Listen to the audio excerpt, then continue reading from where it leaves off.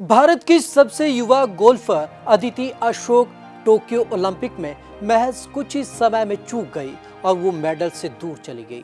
चलिए आज आपको खास रिपोर्ट में दिखाते हैं कि अदिति के अलावा और कौन कौन से ऐसे खिलाड़ी थे जो अंतिम समय तक रेस में बने हुए थे, यानी कि वो मेडल की रेस में थे, लेकिन कुछ ही सेकंड या कुछ ही समय की दूरी से वो चूक गए। तो चलिए आपको ये खास रिपोर्ट दिखाते हैं। अदिति अशोक टोक्यो ओलंपिक में ऐतिहासिक मेडल जीतने से चूक गई। भारत के युवा गोल्फर ने आखिरी होल में मेडल गंवा दिया, जबकि एक समय उन्होंने गोल तक की दावेदारी ठोक दी थी। अदिति चौथे दिन 13वें होल तक दूसरे स्थान पर चल रही थी, मगर इसके बाद वह फिसल गई और आखिरी होल में ब्रॉन्ज मेडल से भी चूक गई। अदिति काफी करीब आकर मेडल से चूकी। वह टोक्यो ओलंपिक में चौथे स्थान पर रही। इस क्लब में शामिल हो गई अदिति। इसी के साथ अदिति अशोक उस क्लब में शामिल हो गई जिसमें कोई शामिल नहीं होना चाहता, क्योंकि इस क्लब में शामिल होना काफी दर्दनाक होता है। अदिति ओलंपिक में मामूली अंतर से मेडल से चूकने वाले भारतीय खिलाड़ियों के क्लब में शामिल हो गई। इस क्लब में मिल्खा सिंह, पीटी उषा, जयदीप कर्माकर, अभिनव बिंद्रा और दीपा कर्माकर शामिल हैं। मिल्खा सिंह 1960 रोम ओलंपिक में 400 मीटर की रेस में सेकंड के कुछ हिस्से से मेडल से चूक गए थे। रोम ओलंपिक में मिल्खा सिंह क्वार्टर फाइनल और सेमीफाइनल में दूसरे स्थान पर रहे थे। 1960 में 400 मीटर का फाइनल 2 दिन बाद हुआ। मिल्खा करीब 200 मीटर तक लीड कर रहे थे, मगर फिर उन्होंने एक बार पीछे मुड़कर देख लिया था। इसके बाद उन्होंने देखा कि 3-4 खिलाड़ी उनसे आगे निकल गए। उन्होंने उनसे आगे निकलने की कोशिश की, मगर तब तक देर हो गई थी। पीटी उषा 1984 के लॉस एंजलिस ओलंपिक में 400 मीटर हर्डल रेस में पीटी उषा ने पूरे देश का सिर गौरव से ऊंचा कर दिया। हालांकि वह सेकंड के 100वें हिस्से से ब्रॉन्ज मेडल जीतने से चूक गई थी। लिएंडर पेस, रमेश कृष्णन भारतीय टेनिस के महान खिलाड़ियों में से एक लिएंडर पेस 1992 के बार्सिलोना ओलंपिक में रमेश कृष्णन के साथ युगल स्पर्धा के सेमीफाइनल में नहीं पहुंच सके थे। अगर सेमीफाइनल में पहुंच जाते तो उनका एक पदक पक्का हो जाता, क्योंकि तब कांस्य पदक के लिए अंतिम 4 में पराजित खिलाड़ियों के बीच मुकाबला नहीं होता था।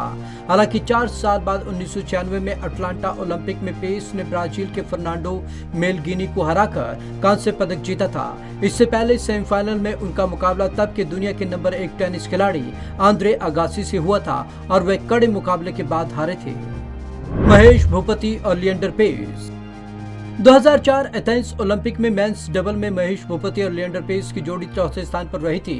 ब्रॉन्ज मेडल मुकाबले में इस जोड़ी को क्रोएशिया की जोड़ी से 6-7, 6-4, 14-16 से हार का सामना करना पड़ा था। कुंजा Rani Devi 48 kilogram weight lifting में 2004 के एथेंस ओलंपिक में भारत की कुंजा रानी देवी चौथे स्थान पर रही।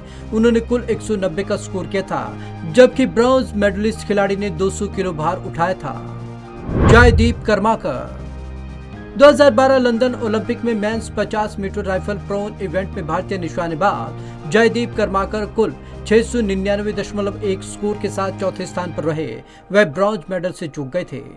अभिनव बिंद्रा 2008 बीजिंग ओलंपिक में गोल्ड मेडलिस्ट भारतीय निशानेबाज अभिनव बिंद्रा 2016 रियो ओलंपिक में 10 मीटर एयर राइफल में मेडल से चूक गए थे। वह टॉप 3 के शूट ऑफ में हार गए थे और उन्हें चौथे स्थान से संतोष करना पड़ा। दीपा कर्माकर 2016 रियो ओलंपिक में भारतीय जिम्नास्ट दीपा कर्माकर भले ही मामूली अंतर से मेडल से चूक गई, मगर आज भी उनकी उस हार को एक जीत की तरह ही देखा जाता है। वह रियो ओलंपिक में महिला वॉल्ट फाइनल में मामूली अंतर से कांस्य पदक से चूक गई थी। सानिया मिर्जा और रोहन बोपन्ना 2016 रियो ओलंपिक में सानिया मिर्जा रोहन बोपन्ना की जोड़ी मिक्स डबल में चौथे स्थान पर रही थी। ब्रॉन्ज मेडल मैच में उन्हें चेक रिपब्लिक में सीधे सेटों से 1-6, 5-7 से हार का सामना करना पड़ा था।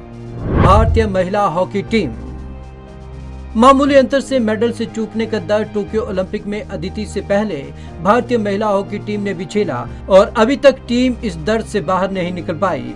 ब्रॉन्ज मेडल के लिए हुए मैच में भारत को ब्रिटेन ने 4-3 से हरा दिया था। Bureau report, Punjab Kesari TV.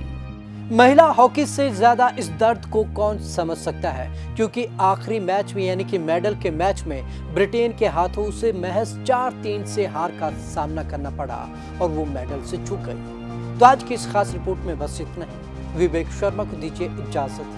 नमस्कार।